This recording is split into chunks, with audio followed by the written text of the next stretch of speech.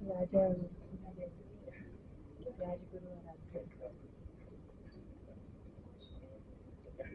Good evening to all. I hope all of you can hear me in the back. I'm a little slow speaker. Uh, I would like to start my talk by giving a big thanks to Prash for inviting me to give a talk in this prestigious conference, and also Ganeshwar Chobe sir, and then Indix and ADNAT to organize such a fantastic conference in BHU. So when Prash asked me to present this my work during this conference, I was thinking, so it's all about bioinformatics and computer science and data scientist. So I'm coming from a developmental biology and genetics background. So how I'm going to explain or convince what I'm doing for the computer biology scientist. So I'm going to divide my presentation into three subtopics. In which first part I'll be telling about what I did with my PhD about muscle stem cells in Drosophila, how we use different genetics model to observe their twice in nature and then their ability to regenerate and gives rise to the differentiated muscles. Second part is about something interesting to the most of the omics people, genomics, transcriptomics, like something about cell type specific transcriptomic methods that will be slightly different from what you already know about what is single cell genomics or single cell transcriptomic, what you are aware about. And then few of the projects that we are undergoing at the moment, that's including these methods, how we can address some of the aspects in the cancer biology. So the picture what you're seeing is most of the fly biology or a cell biologist can recognize is the immunofluorescent diagram. It's a double immunofluorescence with a antibody muscles and then blue color staining the undifferentiated muscle stem cells. So I'll come back to this picture to explain what is the importance of this system in the talk I'm going to explain today. So, skeletal muscle system. Skeletal muscle system is one of the largest organ in the body, which helps you in locomotion. And you can see if you take one muscle bundle, it will have some type of muscle bundle, what we call as a these fascicles. Fascicles are covered by connective tissues, and each fascicle will have multiple muscle fiber, which are the functional units of muscle tissue, which is a long syncytial muscle cell, multiple nuclei. And if you look more carefully, these muscle fiber, which is a long syncytial muscle fiber, which is actually a muscle tissue, will have differentiated cells called as satellite cells. Okay? These satellite cells forms during the muscle fiber formation, but they are differentiated and they remain quiescent. And during the injury or the traumatic effect of muscle tissue, they undergo proliferation. First, they will undergo migration to the area of the injury, and then they proliferate, and then they fuse with the damaged muscle fiber to restore the actual original capacity of the muscle fiber, so to have functional muscle tissue again. So satellite cells are quite important because they can able to regenerate the injured muscle. So why we want to study? Because with satellite muscles, satellite cells, when they undergo regeneration, they receive connective tissue and the neighboring muscle fiber as a niche, what we call it as an environment in which they receive certain chemical signals that will help them to regenerate and the active muscle tissue.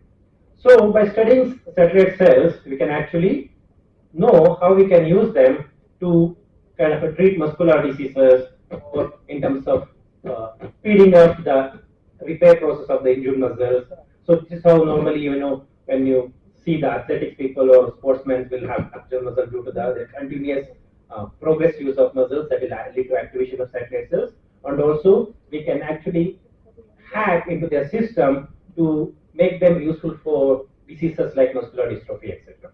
So therefore, studying the satellite cells in different model organisms is quite important.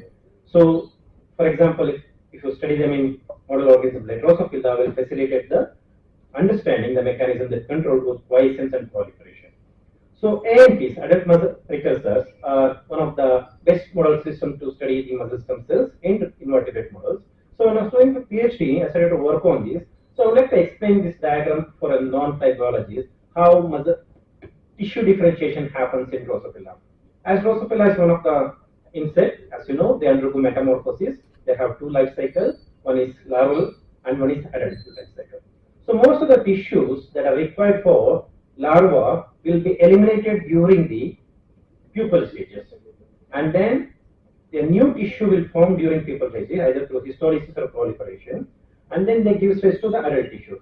So basically, Drosophila has two types of tissue or two sets of tissue. One will be used for larval tissue or larval life cycle. One will be used for adult life cycle.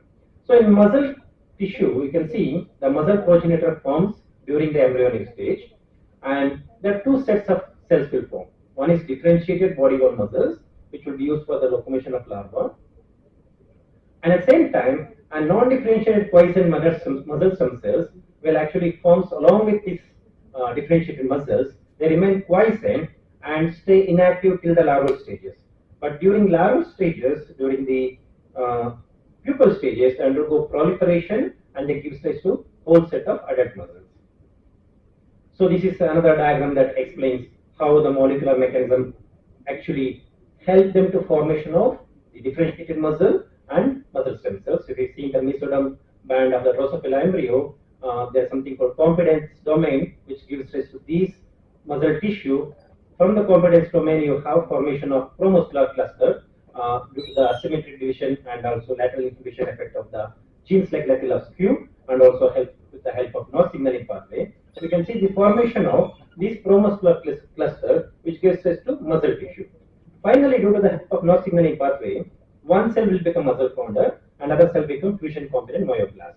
Now, this muscle founder cell is more like a key cell in the muscle fiber formation. So these muscle founder cells undergo asymmetric cell division with the help of inscrutable and notch, and one cell will become founder, which fuse with FCM form differentiated muscle fiber. Another cell will remain undifferentiated and quiescent for a long time, which we call it muscle stem cells. So what is interesting, because if you look at the muscle tissue, they form from the same progenitor. Okay, so both differentiated muscles in the green and the blue color, the muscle stem cells from the same progenitor. So how in one division they accumulate so much different cellular mechanism, molecular signature that have, one is remaining undifferentiated and quiescent for a long time, one is differentiated for forming already the activities of muscle tissue. So this was a question we wanted to address. So what could be the thing that is happening inside the cell at the level of genomics or at the level of transcriptomics to have in one cell division such a big differentiation, one having differentiation, other one having undifferentiated stage. So, and this is the behavior of AMPs. You can see in the embryonic stage they remain undifferentiated, 6 AMPs per segment. During the larval stages, in the early larval stage, they remain undifferentiated. But by third instar larva, they undergo proliferation and gives rise to the adult muscles, as I showed you in the previous slide. So during early stages of my PhD, I generated a transgenic line that shows actually cellular membran of eggs. So if you go back to the previous diagram, earlier people used to stain eggs only with a nuclear marker. So they used to think that there are 6 dots sitting, not doing anything till the proliferation stage. So when we just put the membrane mark, you can see they form this remarkable phylopodial connection between all the in the embryonic system. So this was something new and exciting for us, and we wanted to explore more. So we have tried to make kind of a what do you say, light imaging. You can see during the early embryonic stages, the phylopodial formation will go up, and they form connection with the muscle stem cell in the top, and they also form phylopodial connection with the side of the Drosophila embryo. So this is the same transgenic line what I showed you before, with the life cell imaging through the embryonic development.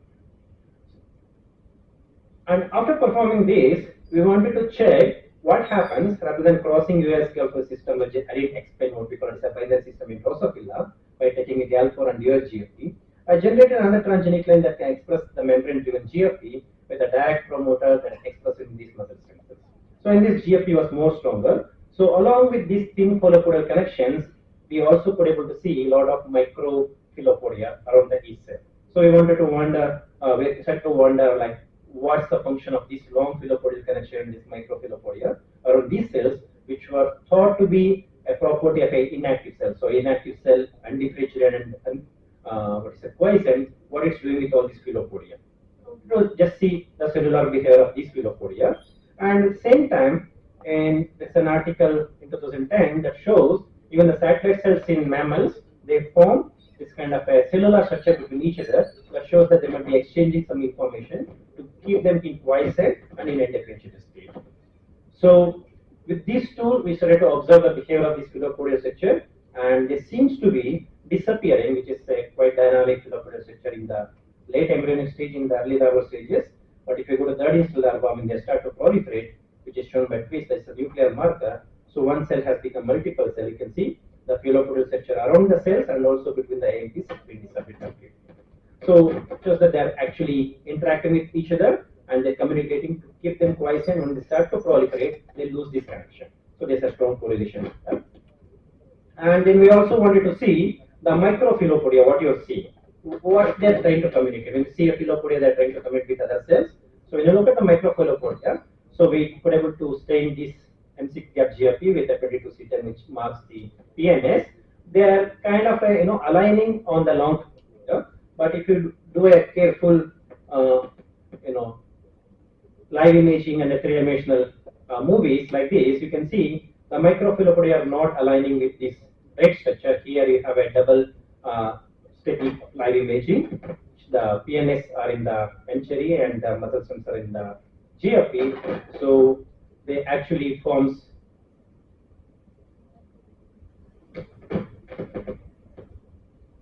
thin filopodia long structure align the PNS, but however the microfilopodia are on the surface, they are not actually contacting the PNS or the neural system. So then again we repeated the same experiment with the marker that is expressing in muscles. So here you have M-cherry in the muscles now, and you can see the thin filopodia is exactly in the skeletal muscle system. So that shows that, as shown in the first slide, the stem cells require a niche or the surrounding environment to maintain their quiescence and then unproliferated state, so that they can exchange signal with this microfilopodia, so that it can remain quiescent and undifferentiated state. So hopefully, yeah, that's okay. So then we also wanted to see what's the actual role of muscles. If you remove the muscles, what happened to the AMPs? Here you can see the wild type embryo with muscles in red and muscle cells in green, and stain with the marker that express the apoptotic cells. So apoptotic cells are not actually expressed in the muscle stem cells. But if you kind of destroy all the muscle tissue by genetic expression of an apoptotic marker, you can see most are being destroyed. And cell which marks the apoptosis. So you can see a lot of muscles undergoing apoptosis because of you express apoptotic marker. Plus also the muscle stem cells in which you did not do any genetic manipulation also undergoing apoptosis. That shows that they heavily depend on the surrounding skeletal muscle tissue for their survival, for their maintenance of quiescence and to remain unproliferated state. So if you destroy the muscles, they also will undergo apoptosis and start to express the tunnel state. So this is the kind of completion of the first part. I'm not going to go for genetic analysis, what we did, the gene network and signaling pathways that require them to proliferation. So the question we are asking from my PhD time onwards, when you look at these structures, muscles and stem cells, differentiated versus undifferentiated, coming from the same progenitor within cell division, what is happening at the transcriptomic level? So we wanted to address this just by simply doing a transcriptome analysis, but I don't know if you have worked with Drosophila, or you can think about even a mouse having a small tissue. It's not to just take this cell and isolate an RNA, right? It would be almost impossible technically. So,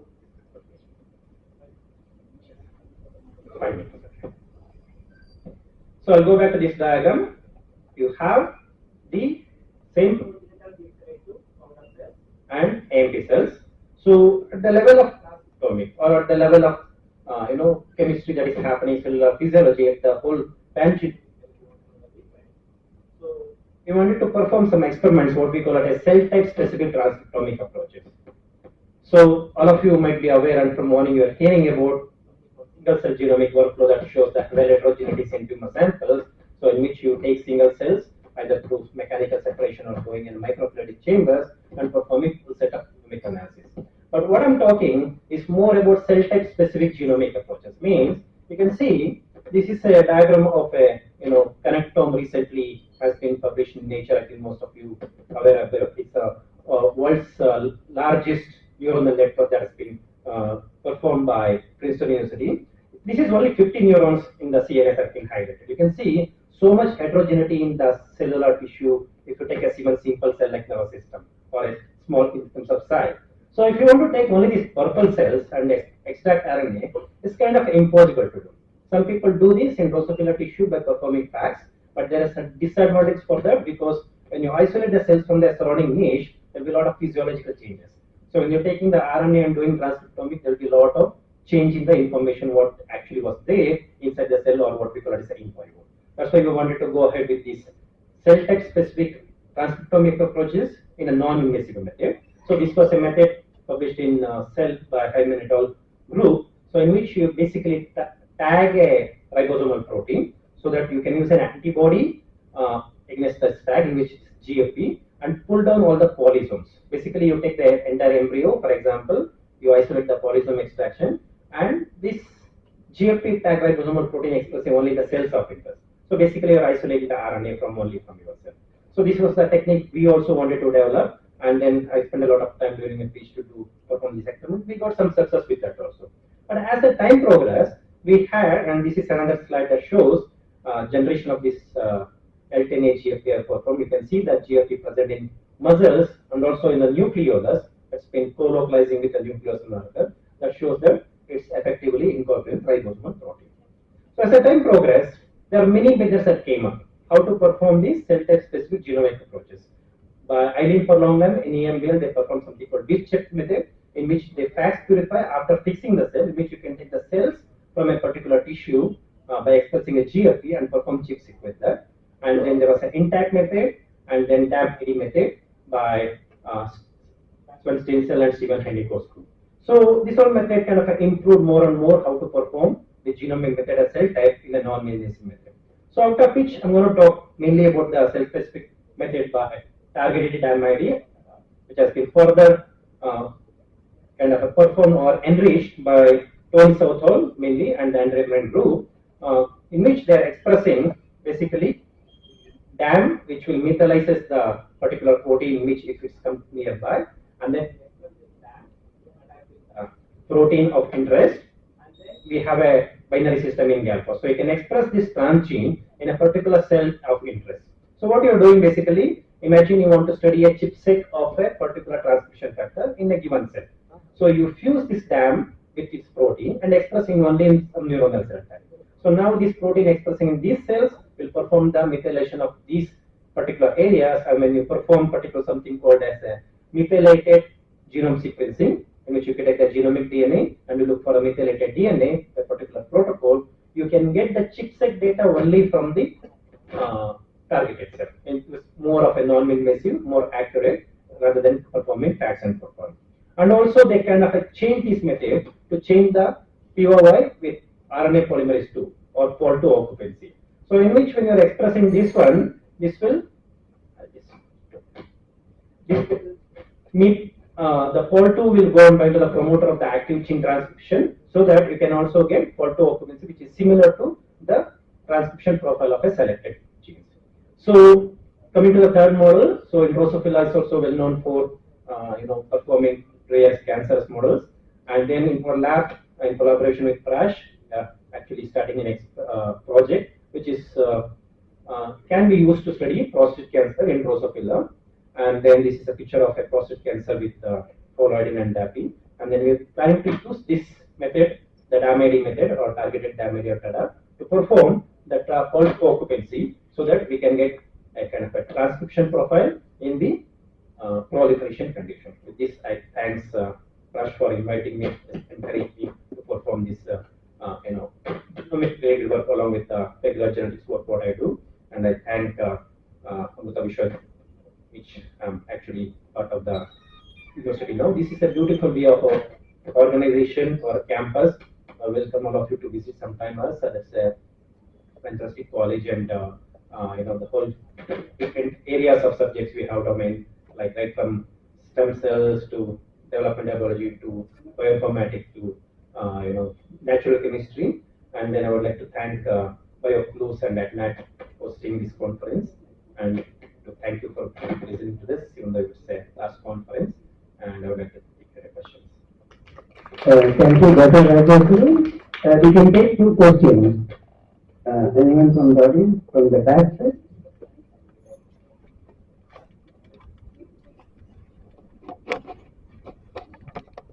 Excellent talk. Basic question. When you were showing the last of the slides about the cell type transcriptome, cell-specific transcriptomics, so the networkome, which the picture you showed of the Drosophila, I'm not sure what technology did they use. But Yeah. my question is, like, how many markers did you want to explore, and is there a reason why you could not like go for a technology known as spatial transcriptomics, which would help you understand transcriptomics of a tissue without being non-invasive, or without being invasive, or disintegrating the tissue? Yeah.